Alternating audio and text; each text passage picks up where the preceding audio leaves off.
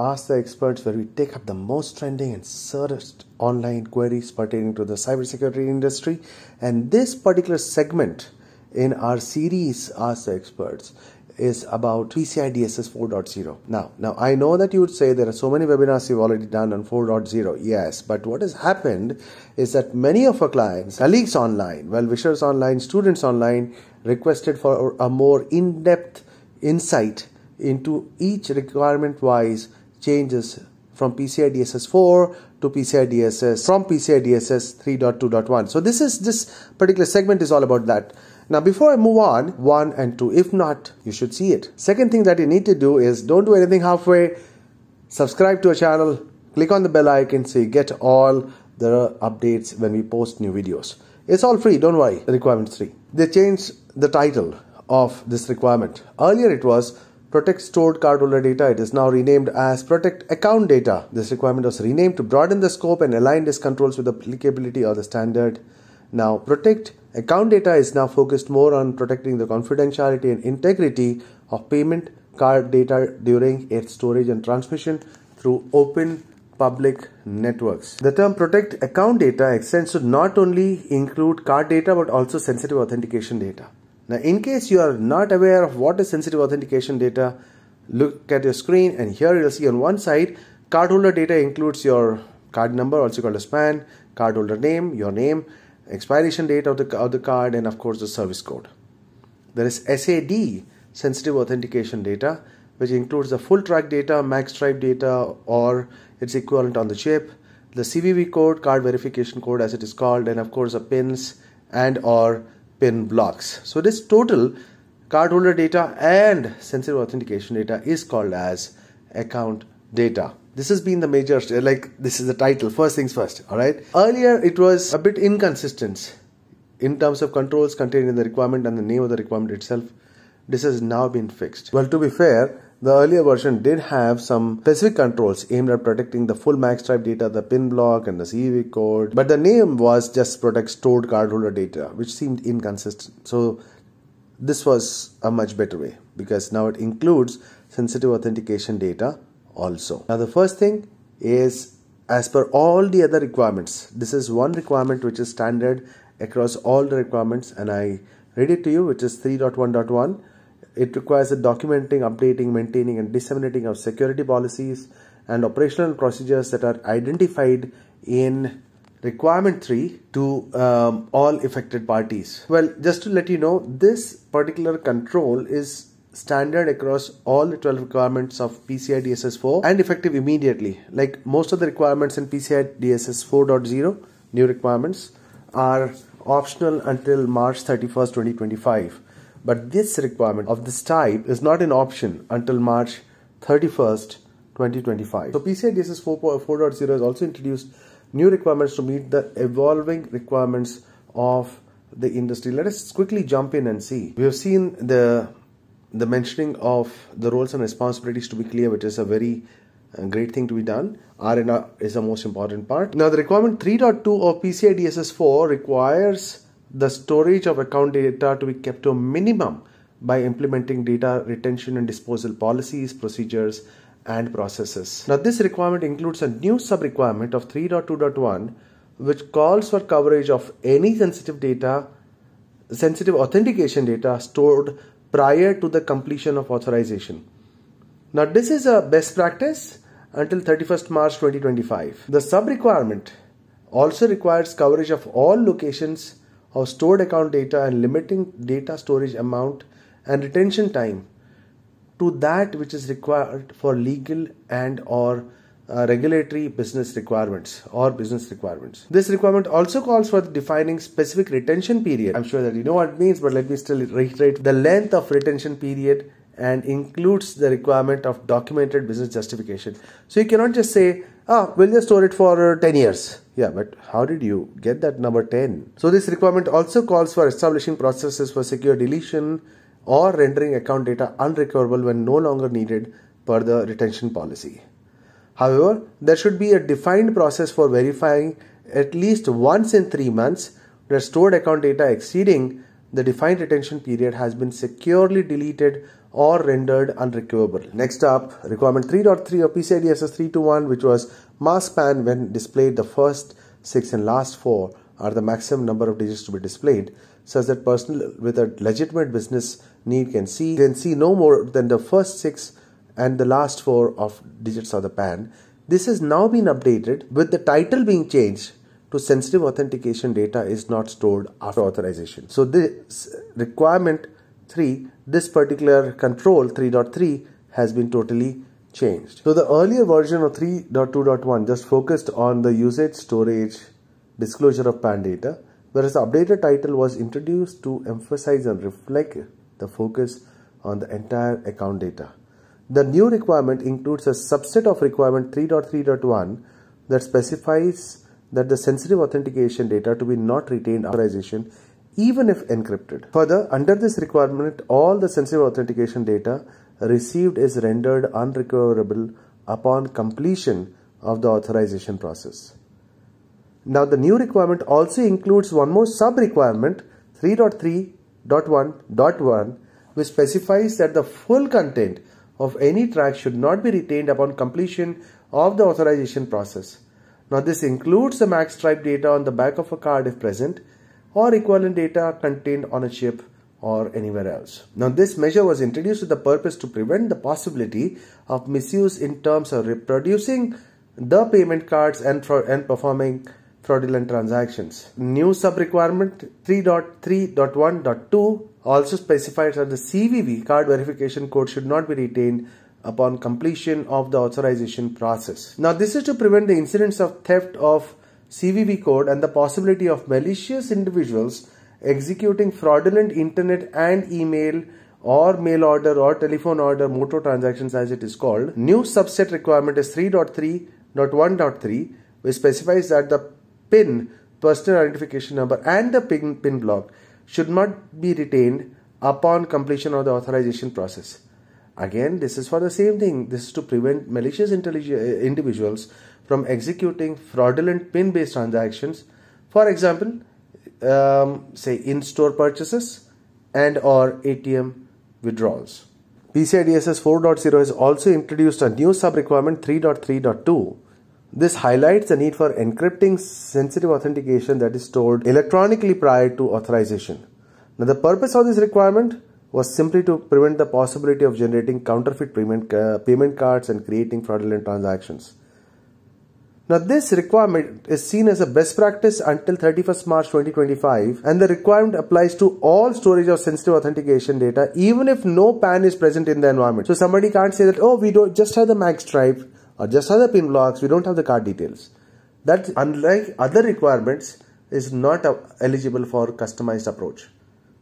Moving on, the PCI DSS 4.0 version introduced an additional 3.3.3 for issuers and companies that support issuing services and store sensitive authentication data. Now, this includes limiting storage of any sensitive authentication data to that which is needed for a legitimate issuing business need and is secured and further encrypted using strong cryptography. Then there is requirement 3.4 of PCI 3.2.1, which was earlier called as render PAN unreadable anywhere it is stored, including on portable digital media, backup media, in logs and data form, or stored by wireless networks. Now, this is now replaced with access to full PAN data and ability to copy PAN is restricted. Here there is a major change, welcome change rather, that PAN should be masked when displayed, so that only personnel with a business need can see more than the bin or the last 4 digits of the PAN. The purpose of this requirement is to minimize the risk of unauthorized individuals gaining access to PAN data and resulting in fraudulent activity. They introduced a new sub-requirement under this, which is requirement 3.4.2 for technical controls, right? To prevent copy and or relocation of PAN when using remote access technologies. Now, this requirement is expanded from the former 12.3.10. Please remember that. PCI DSS 3.4.2. Now, 3.4.2 ensures that only those with explicit authorization and a legitimate business reason can copy or relocate PAN. This is to minimize the risk of unauthorized persons gaining access to PAN. Now, this requirement is a best practice until 31st March 2025, after which it will be required and will be fully considered during a PCI DSS assessment. Requirement 3.5 of PCI DSS 3.2.1, which is earlier known as document and implement procedures to protect any keys used for encryption of cardholder data from disclosure and misuse. This is now replaced with primary account number is secured wherever it is stored. Simple and sweet, straightforward. Now, this requirement includes a subset 3.5.1, which is an evolving requirement wherein the requirement specifies the need for PAN to be rendered unreadable anywhere it is stored by using one-way hashes based on strong cryptography of the entire PAN, truncation, index tokens, strong cryptography with associated key management processes and procedures.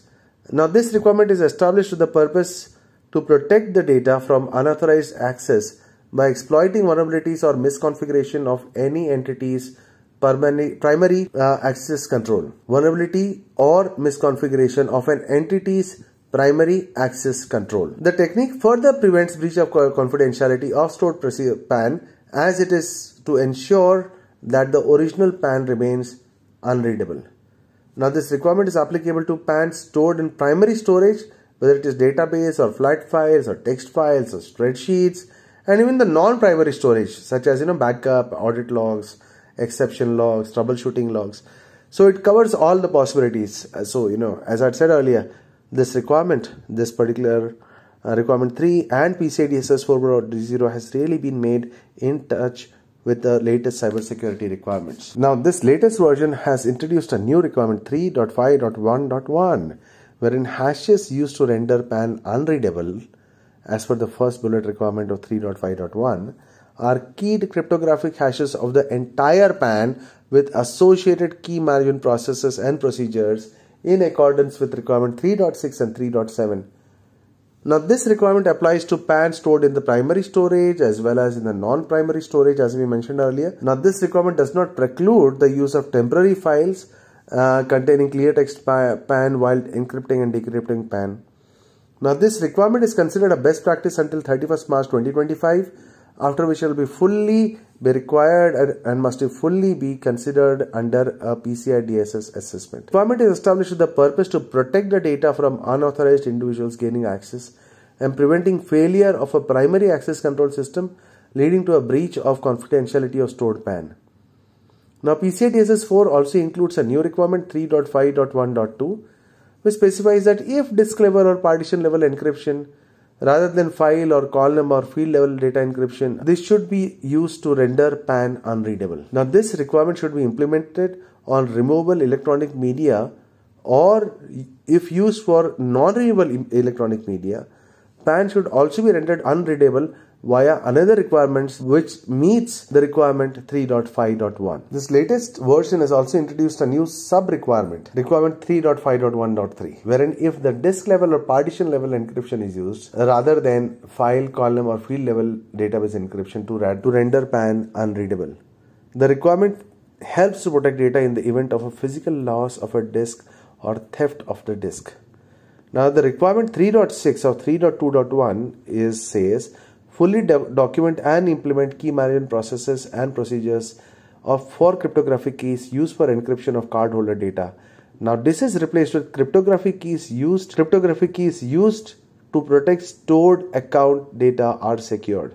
Now, this is the new requirement under PCI DSS 4.0. This has a new requirement 3.6.1.1, which is literally an additional requirement for service providers only. Now, the sub-requirement includes a documented description of cryptographic architecture that uses the same cryptographic keys in production and test environments. First of all, it should never be done in case it is done. So, this requirement enables an entity to understand the algorithms, protocols, and cryptographic keys used to protect stored account data as well as the devices that generate, use and protect the keys. Now, the purpose of this requirement is that it allows an entity to keep pace with strong evolving architecture and plan for updates, as the assurance level provided by different algorithms and key strengths are varied. They are not the same. Now, as I said earlier, this is only applicable if the entity being assessed is a service provider, and it is a best practice until 31st March 2025.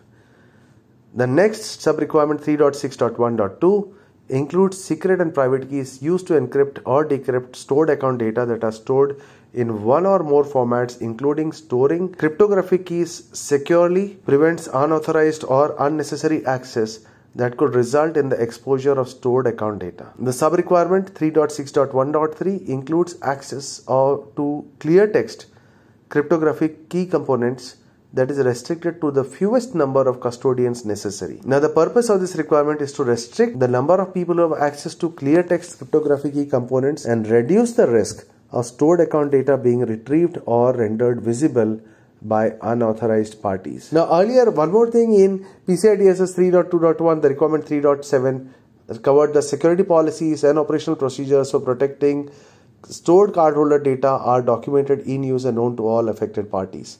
But now in version 4.0, the requirement 3.7 includes where cryptography is used to protect stored account data, key management processes and procedures covering all aspects of key lifecycle are defined and implemented. Unlike the earlier version, this requirement includes multiple sub-requirements, with one such being the requirement 3.7.1 covering the key management policies and procedures to generate strong cryptographic keys to protect stored account data. The purpose of this requirement is to generate strong cryptographic keys that significantly increases the level of security of encrypted account data.